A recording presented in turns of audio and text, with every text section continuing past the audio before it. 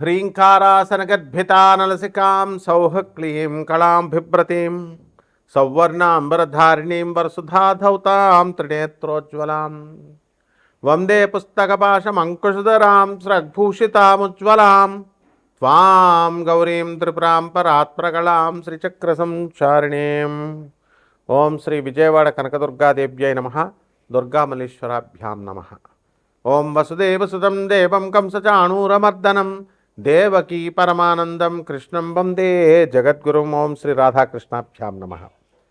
మనందరికీ కూడా ప్రేక్షకులకి, ఫాలోయర్స్కి, మన ఛానల్ని ఆదరించినటువంటి వాళ్ళకి, మన అభిమానులందరికీ కూడా ముఖ్యంగా నూతన సంవత్సర శుభాకాంక్షలు. 2026 పరాభవనామ సంవత్సరం ఫస్ట్ పాయింట్. సెకండ్ పాయింట్, ఈ సంవత్సరానికి రాజు ఎవరో తెలుసా? గురువు. కాబట్టి ఎంతైనా సరే శాంతంగా విజ్ఞానంతో చేస్తాడనమాట గురువు. మంత్రి ఎవరు? ఇప్పుడు కుజుడు. మంత్రి చాలా డేరింగ్ స్టెప్స్ వేస్తాడనమాట. కాబట్టి ఈ సంవత్సరం పరాభవనామ సంవత్సరం అంటే 60 సంవత్సరాల క్రితం వచ్చిందండి. 1966, 67 సంవత్సరం ఉగాది వరకు వచ్చింది పరాభవనామ సంవత్సరం. కాబట్టి ఆ సంవత్సరంలో ఉన్న వాళ్ళకి అవమానాలు ఎక్కువగా ఉంటాయి. పాపం పుట్టినోళ్ళు మంచి ఆఫీసర్స్ అయ్యారు, మంచిగా కోటీశ్వర్లు అయ్యారు, బిజినెస్ మెన్స్ అయ్యారు, కానీ అవమానాలు ఎక్కువ ఉంటాయి. ఈ సంవత్సరంలో పుట్టే పిల్లలకు కూడా అలా ఉండడానికి ఎక్కువ అవకాశాలు ఉంటాయి. లేకపోతే ఈ సంవత్సరంలో అన్ని రాసుల వారికి కూడా ఎంత బాగున్నప్పటికీ కూడా కొంచెం అవమాన పాళ్ళు ఎక్కువగా ఉండడానికి అవకాశాలు ఉన్నాయి. ఇకపోతే సేనాధిపతి వచ్చేసరికి మనకి చంద్రుడు, సస్యాధిపతి గురుడు, ధాన్యాధిపతి బుధుడు, అర్ఘాధిపతి చంద్రుడు, మేఘాధిపతి చంద్రుడు, రసాధిపతి శని, అలాగే నీరసాధిపతి గురుడు. ఈ విధంగా ఉన్నాయండి మనకి. ఆ తర్వాత మనకి ఆదాయ వ్యయాలు కనుక మనం చూసుకున్నట్లయితే కొన్ని రాశుల వారికి మామూలుగా ఉన్నాయి, పెరిగినాయి. కొంత రాశుల వారికి లాస్ట్ ఇయర్ కంటే తగ్గినటువంటివి ఉన్నాయి. విడివిడిగా 12 రాశుల వారికి మనం చెప్పుకుందాం. అయితే ముఖ్యంగా మనకి ఈ 2026 సంవత్సరం ఉగాది నుంచి మళ్ళీ 2027 సంవత్సరం ఉగాది వచ్చేంత వరకు కూడా మనకి 12 రాశుల వారికి జాతకాలు ఏ విధంగా ఉంటాయో ముందు తెలుసుకునే ముందు గ్రహ స్థితిగతులు ప్రధానమైనటువంటివి మనం తెలుసుకోవాల్సినటువంటి అవసరం ఉంది. దాంట్లో భాగంగా రాహు నవంబర్ 25, 2026 సంవత్సరం వరకు సింహరాశిలో ఉంటాడు. అదేవిధంగా కేతు మనకి ఈ యొక్క సింహరాశిలో కేతు ఉంటాడు, రాహు కుంభరాశిలో ఉంటాడు. అలాగే ఈ యొక్క శని మనకి మీనరాశిలో ఉండడం అనేటటువంటిది జరుగుతుంది. ఈ సంవత్సరం మొత్తం అంతా కూడా మనకి ఈ యొక్క గురుడు జూన్ 2, 2026 సంవత్సరం దాటిన తర్వాత మనకి కర్కాటక రాశి ప్రవేశం చేస్తాడు. ఆ తర్వాత అక్టోబర్ తర్వాత అతిచారాలు, వెనక్కి వెళ్ళాలు, రెట్రోగ్రేడ్ అవడాలు ఇలాంటివన్నీ కూడా జరుగుతూ ఉంటాయి. అయితే మిగతా గ్రహాల యొక్క చిన్న గ్రహాలు రవి, కుజ, శుక్ర, బుధ గ్రహాలన్నింటినీ, చంద్రుడిని, వీటిలన్నింటినీ మనం పరిగణలో తీసుకొని మనం ఈ యొక్క ఉగాది జాతకాలు మనం చెప్పబోతున్నాం. ఒక్కొక్క రాశి వారికి ఏ విధంగా ఉంటుందో మనం చూద్దాం. ముఖ్యంగా ఇవన్నీ కూడా కోటాను కోట్ల మంది కామన్ ప్లాట్ఫారం మీద చెప్పబడేటటువంటివి కాబట్టి స్కెలిటన్ ఐడియా 90% వరకు మీకు అప్లై అవుతాయి. అండ్ వ్యక్తిగత జాతకాలు అనేటటువంటివి చూడాలంటే మీ యొక్క డేట్ ఆఫ్ బర్త్లో ఇవన్నీ కూడా ఉండాల్సినటువంటి అవసరం ఉంది టైము. సో అటువంటి వాళ్ళు తప్పకుండా మీకు కావాల్సినటువంటి వాళ్ళు మనం సంప్రదించవచ్చు. మనం నాన్ కమర్షియల్ బేసిస్తో మనం చెప్పడం అనేటటువంటిది జరుగుతుంది. బాగుంది అంతవరకు. ఇక 12 రాశుల వారికి ఒక్కొక్క రాశి వారికి ఏ విధంగా ఉందో ఈ సంవత్సరం అంతా కూడా ఉగాది నుంచి నెక్స్ట్ ఉగాది 2027 వరకు మనం చూద్దాం. మేషరాశి. ఈ మేషరాశి వారికి కనుక మనం చూసుకున్నట్లయితే ఆదాయం ఈ సంవత్సరం 11 ఉందండి. అలాగే ఖర్చు వ్యయం వచ్చేసరికి 5, రాజ్యపూజ్యం 2, అవమానం 4గా ఉంది. కాబట్టి మనకి వ్యయము తక్కువగా ఉంది. తక్కువ ఖర్చు పెడతాం కాబట్టి నష్టాలు అనేటటువంటి మన లైఫ్లో కష్టాలు తక్కువగా ఉండడానికి అవకాశాలు ఉన్నాయి. అయితే ఈ యొక్క మేషరాశి వారికి అందరికీ కూడా ఏలినాటి శని జరుగుతుంది. ఈ ఏలినాటి శని ప్రభావం వల్ల మనకి అపనిందలు పడేటటువంటి అవకాశాలు ఉన్నాయి. అసలే అవమానాలు 4 ఉన్నాయి. కాబట్టి స్త్రీల వ్యవహారాల్లో జాగ్రత్తగా ఉండండి. ఇకపోతే ఆదాయాల దగ్గరికి వచ్చేసరికి విపరీతమైన ఆదాయం ఉంది లాస్ట్ ఇయర్ కంటే కూడా. కాబట్టి మేషరాశి వాళ్ళందరూ కూడా బ్రహ్మాండంగా మీరు సంపాదించడం అనేటటువంటిది జరుగుతుంది. ఇకపోతే ఈ రాశి వారికి మీరు ఉద్యోగాలు, ప్రభుత్వ ఉద్యోగాలు, ప్రైవేట్ ఉద్యోగాల్లో ఉన్నటువంటి వాళ్ళు మీకు బకాయిలు ఈ సంస్థ ఏమీ ఉంచవు. కాబట్టి అన్నీ కూడా ఇచ్చేయడం జరుగుతాయి. జీతబత్యాలు, టీఏలు, డిఏలు, అరియర్స్‌లు అన్నీ మీకు చేతికొచ్చేస్తాయి. అలాగే రిటైర్మెంట్ అయినటువంటి వాళ్ళు ఎవరైతే ఉన్నారో వాళ్ళకి వన్ టైమ్ లైఫ్ సెటిల్మెంట్ చేసి మీకు ప్రభుత్వం అంతా కూడా తిరిగి ఇచ్చేయడం జరుగుతుంది. ఇక ప్రైవేట్ ఉద్యోగస్తులకి యాజమాన్యాలు మిమ్మల్ని గుర్తించడం అనేటటువంటివి జరుగుతాయి. కాబట్టి ప్రమోషన్స్ రావడానికి అవకాశాలు ఉన్నాయి. అయితే ఎన్ని శుభకార్యాలు జరుగుతున్నప్పటికీ కూడా ఏలినాటి శని జరుగుతుంది కాబట్టి ఒక రకమైనటువంటి వైరాగ్యంలోకి మీరు వెళ్ళిపోతారు. ఇక ప్రేమ వ్యవహారాల దగ్గరికి వచ్చేసరికి కొంచెం ఫెయిల్ అవ్వడానికి అవకాశాలు ఉన్నాయి. అలాగే అర్ధాష్టమంలో ఉన్నటువంటి గురుగ్రహ ప్రభావం జూన్ 2, 2026 సంవత్సరం నుంచి అనేకమైనటువంటి సమస్యలను మీకు తీసుకొస్తుంది. అలాగే ఆర్థికపరమైనటువంటి లావాదేవీలలో వెనుకబడి పోవడానికి అవకాశాలు ఉంటాయి. మీ స్నేహితులు మీతో పాటు చదువుకున్నటువంటి వాళ్ళంతా కూడా బాగా సంపాదించి ముందుకు వెళ్ళిపోవడం అనేటటువంటి జరుగుతాయి.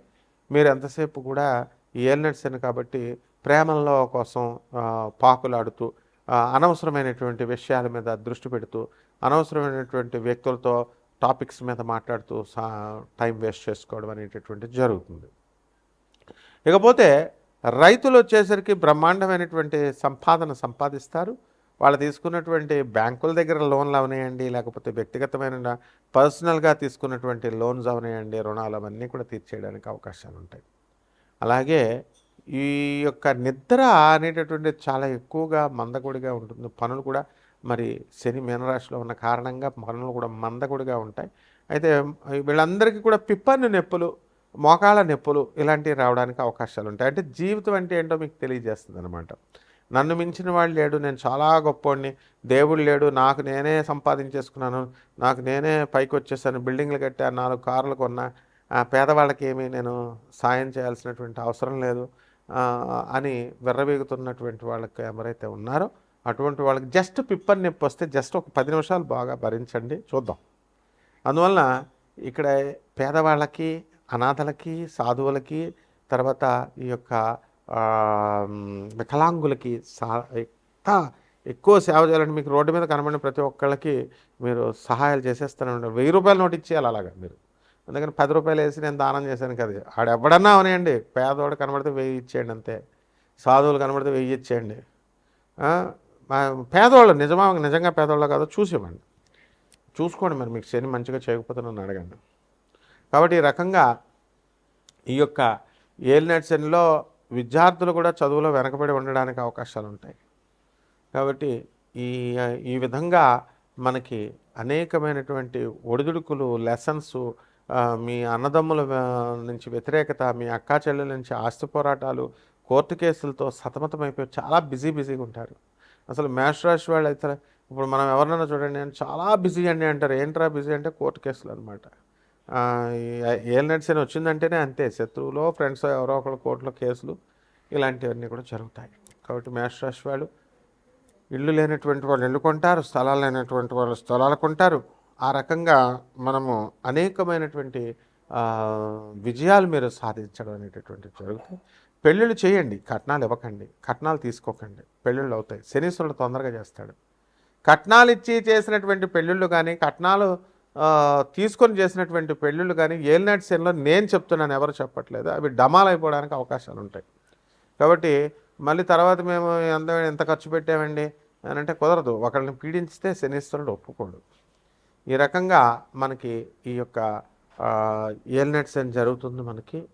కాబట్టి మేషరాశి వారికి ఏం చేయాలండి మనం పరిహారాలు అంటే, మొట్టమొదటగా పేదవారికి అందరికీ పేద స్టూడెంట్స్ అందరికీ కూడా హెల్ప్ చేయండి మీరు. ఇక రావి చెట్టు చుట్టూ ప్రదక్షిణాలు చేయాలా, ఓం శనేశ్వరాయ నమః అంటూ.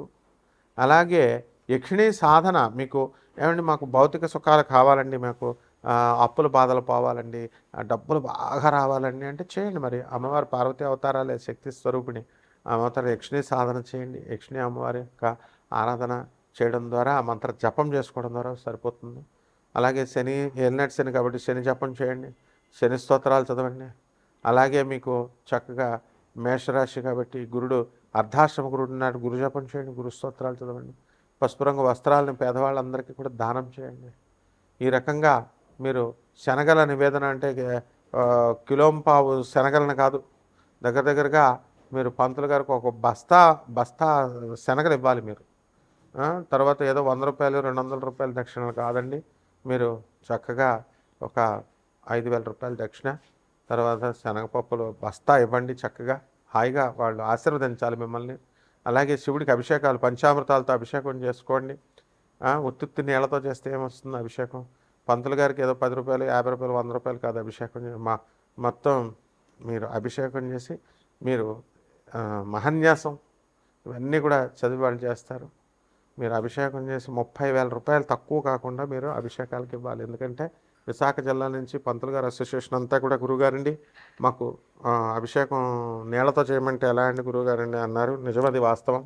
మిమ్మల్ని బట్టే వాళ్ళు ఇచ్చేస్తున్నారు. కాబట్టి చక్కగా మీరు అభిషేకం చేయించుకోండి. పంచామృతాలతో పళ్ళ రసాలతో అన్నిటితో 30,000 రూపాయలు మీరు చక్కగా ఈ పంతులు గారులందరికీ కూడా మీరు చక్కగా చేయండి. ఈ విధంగా చేస్తే సరిపోతుంది. శుభమస్తు.